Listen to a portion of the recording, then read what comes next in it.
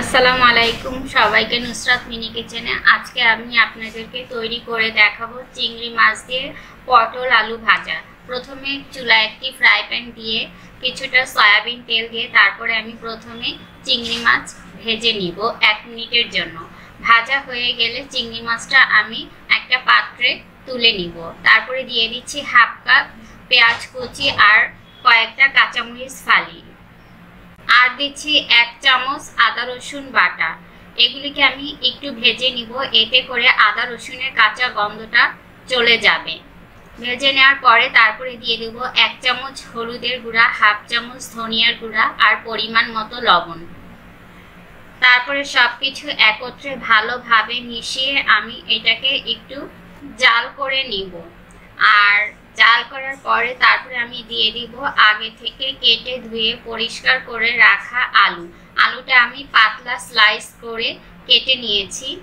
আপনারা আপনাদের পছন্দ মতো করে কেটে নিতে পারেন। আর নিয়েছি পটলটা আমি আঁচড়ে ছিলে নিয়েছি আর মাঝখান থেকে 2 ভাগ করে কেটে ধুয়ে পরিষ্কার করে নিয়েছি। আপনারা চাইলে মাঝখান থেকে কেটে আরেকটু ছোট করে নিতে পারেন। এখন এগুলিকে সবকিছু একত্রে ভালোভাবে নেড়ে চেড়ে ভালো করে সবকিছু মিশিয়ে তারপরে ঢাকনা দিয়ে ঢেকে আমি রান্না করব 10 মিনিট।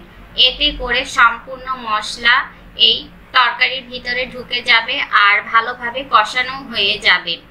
10 মিনিট পরে আমি ঢাকনাটা তুলে নিচ্ছি আর আবারও আমি খুব ভালোভাবে এটাকে নেড়ে চেড়ে দিচ্ছি।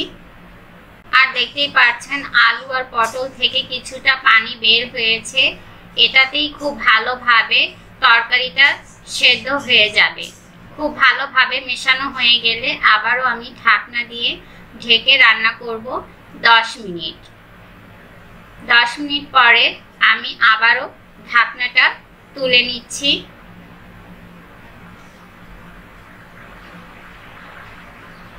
তারপরে আবারও একটু নেড়ে চেড়ে এখন দিয়ে দিব চিংড়ি মাছটা।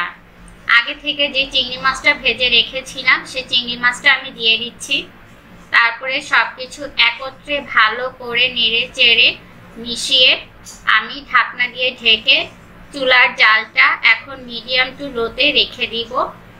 আর অফ ক্যামেরায় আমি বেশ কয়েকবার ঢাকনাটা তুলে নেড়ে চেড়ে দিয়েছিলাম, না হলে নিচ থেকে পোড়া লেগে যাবে। এখন আমি ঢাকনাটা তুলে নিচ্ছি আর দেখতেই পাচ্ছেন পটলটা ভাজা ভাজা হয়ে গিয়েছে, পরিমাণে কমে গিয়েছে। এখন আমি আবার একটু নেড়ে চেড়ে দিয়ে দিচ্ছি হাফ চামচেরও কম গরম মশলার গুঁড়া আর ধনিয়া পাতা কুচি। তারপরে আবারও আমি একটু নেড়ে চেড়ে ঢাকনা দিয়ে কয়েক সেকেন্ডের জন্য এটাকে ঢেকে জাল করে নিব। এখন আমি ঢাকনাটা তুলে নিচ্ছি, তারপরে আবারও একটু নেড়ে চেড়ে দিচ্ছি সবকিছু একত্রে ভালোভাবে মিশিয়ে।